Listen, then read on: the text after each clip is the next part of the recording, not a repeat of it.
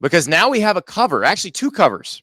You have your regular cover with the two best wide receivers returning in college football, who both were freshmen last year, who are going to be awesome as sophomores this year. We were just talking about Ryan Williams from Alabama, also Jeremiah Smith from Ohio State. So they are the standard cover. The deluxe cover is that one we saw, that big group shot that got leaked, where remember last year when Lane Kiffin said, I'd love to be in the game, but they didn't put any coaches in the game? He's in the game, and he's on the deluxe cover. Kirby Smart on the deluxe cover. I want to know now, what is it? What is the Lane Kiffin illustration going to look like in the Lane Kiffin character in the game? What's he going to look like? I'm sure he'll look like somebody who just left the beach, because he always does. He looks like somebody who just got done doing yoga on the beach. That's what Lane Kiffin looks like to me. But does he flip the visor up, or flip the play sheet up when he knows the play is open and the receiver's streaking open and it's going to be a touchdown if the quarterback sees it?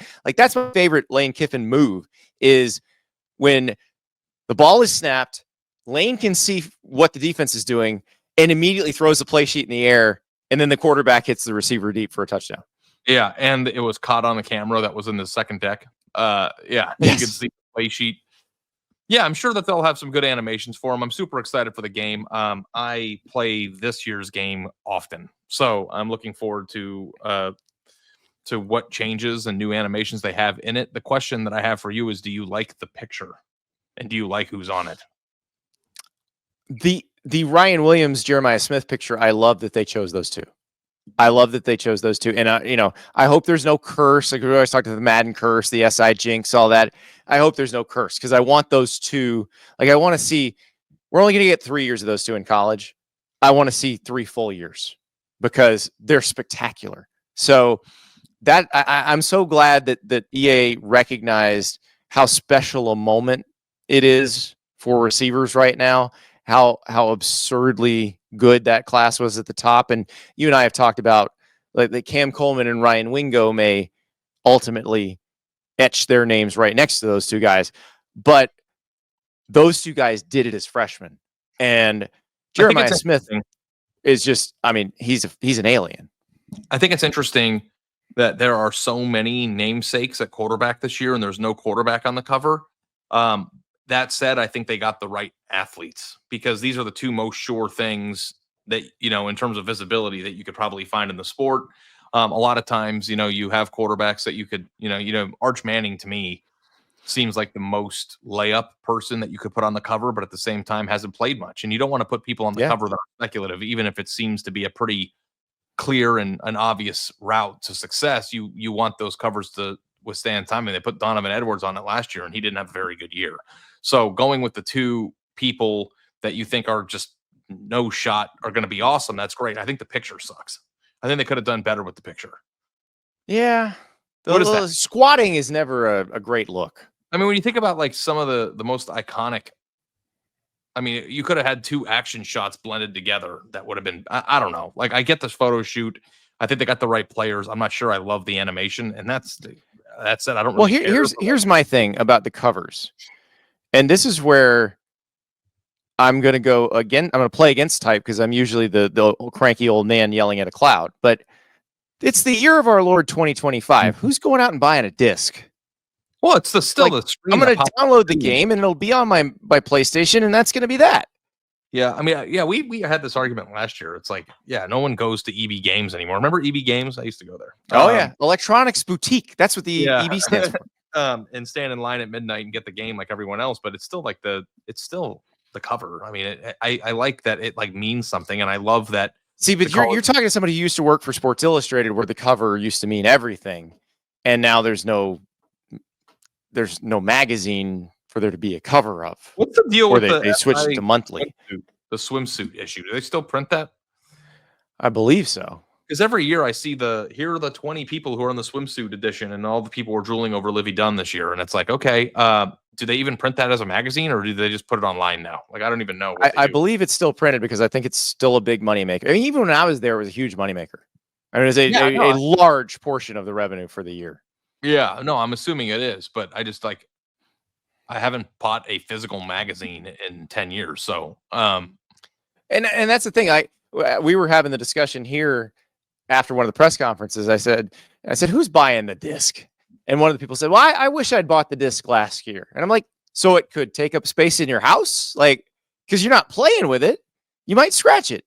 well, it is kind of funny, Andy, because like as you know, have an older car now that I drive on the weekends, and it has a CD player, and you would not believe how expensive like getting a CD is now. I was like, I wish I would have kept all my CD collections and my mixes, because I'm buying CDs on eBay for like $30 right now. Because it doesn't have what CD did you buy? I bought a bunch of like hip hop CDs, but I bought like a Tupac CD. I bought a Yacht Rock mix CD because that's Very nice. I wanted So you're going between like Dan Fogelberg and Tupacalypse now, which is it's perfect. There's 6.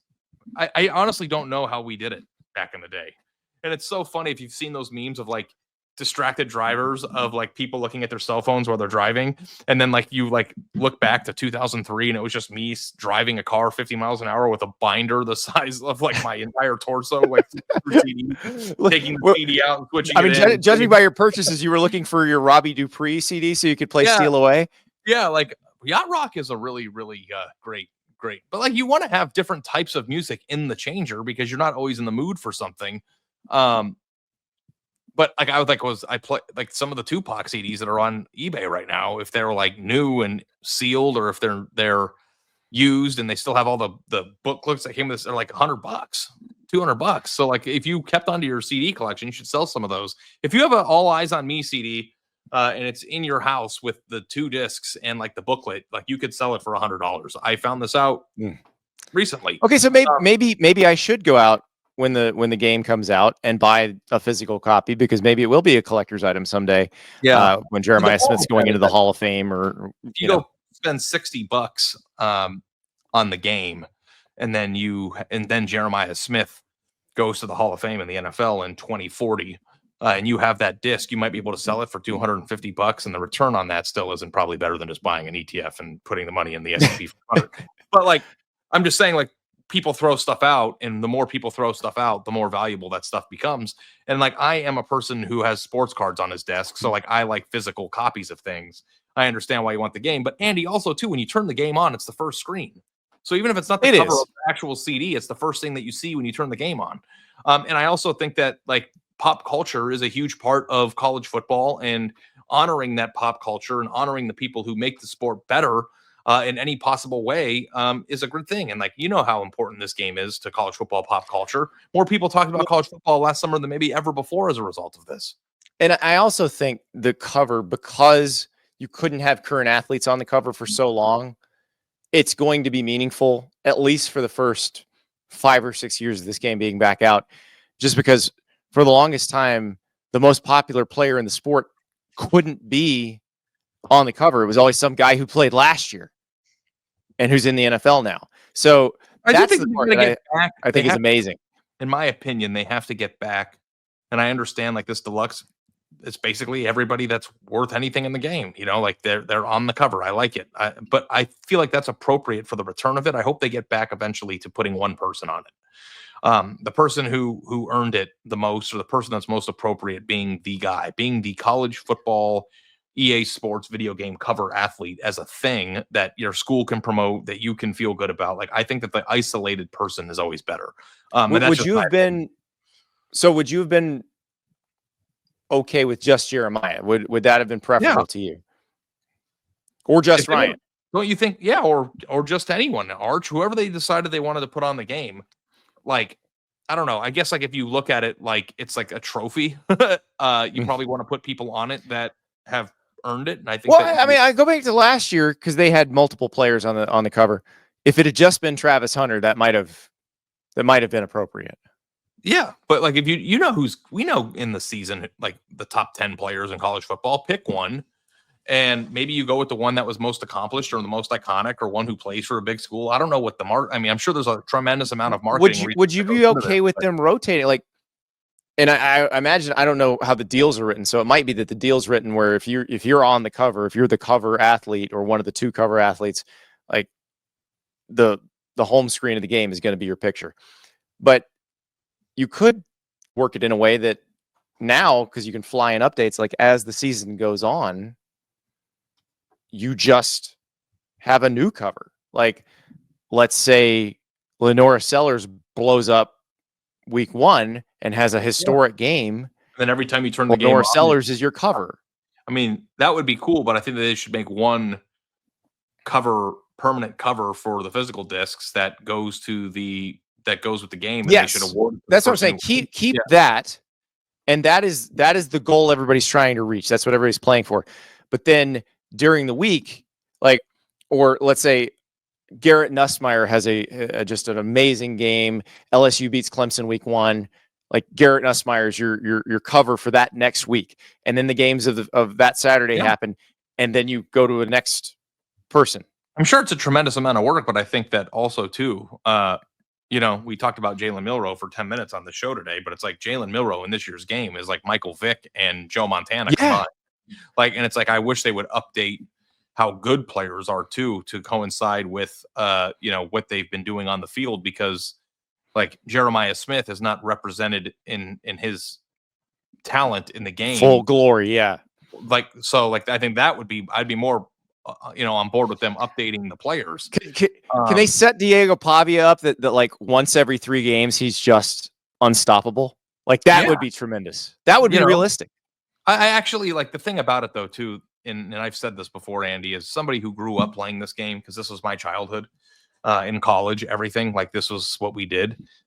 I think EA Sports and the people who made it did a tremendous job with this first edition. Like, you would think, like, after a 10-year layoff, with all the advancements in technology and all the different things they could have done, like, they made this game feel modern while not bastardizing Madden, while also honoring what the game was, because it does feel like you're playing the game that you used to play. And I think they really nailed it. Now, there are things that, they will tell you that they could fix, and they will. But I do think that every year the build up to who the cover athlete for the sport, the video game, is good for the sport, and I like that. So well, and I can tell you from like being around the actual target audience, because I've got a 15-year-old kid, like that group, those boys, he and his friends, they are so excited about this game, because they were kind of excited last year, but they didn't really know, because they didn't know what they didn't know. Like, my son was 5 when the game went away, and like, I wasn't playing video games when I had a 5-year-old and a 3-year-old, so he never played it. And so he played a lot of video games by age 14 by the time the game came out. And I remember right after we downloaded it, when it first came out last year, he's just texting his friends going, "This is the greatest video game ever. This is the most amazing thing ever." And I was like, so it hit him the same way it hit me when I first played it, which I thought, that's a pretty tough needle to thread when you have that much time between. Technology has changed that much. Like, the video games these kids play, like Grand Theft Auto, nobody when I was 15 could have ever conceived of that. Yeah. But they've been playing that for years. This game, we all fell in love with this game when we were growing up because of what it stands for, and it still stands for that. So young college football fans also fall in love with it, which is perfect. It's so much better than Madden, and it totally like celebrates the spirit of the game. And I'm all for playing it. I think that like the one thing that we didn't do this past year was integrate the game with our audience, but like, I will play people. Like, I play the game online a lot. So yeah, like Ari will talk his trash to you online. Don't you worry. I say some pretty vile, despicable things for that headset. And I actually get angry sometimes too, because it's like, I lost to South Carolina last night, and like, I was better than the person, and it like the game just screwed me a few times. But I'm into it. I'm really into it, and I play. How many touchdowns did Nick Harbor catch? It was actually a weird game, because there were a lot of turnovers. And I fumbled the ball inside the red zone 3 different times, and I can't stand fumbles because it's not user, it's random.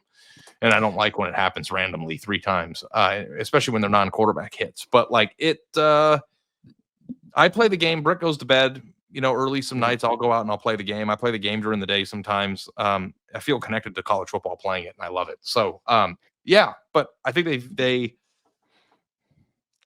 please just get back to doing one person. That's my only request. But for this year, I think that they got the right 2 players.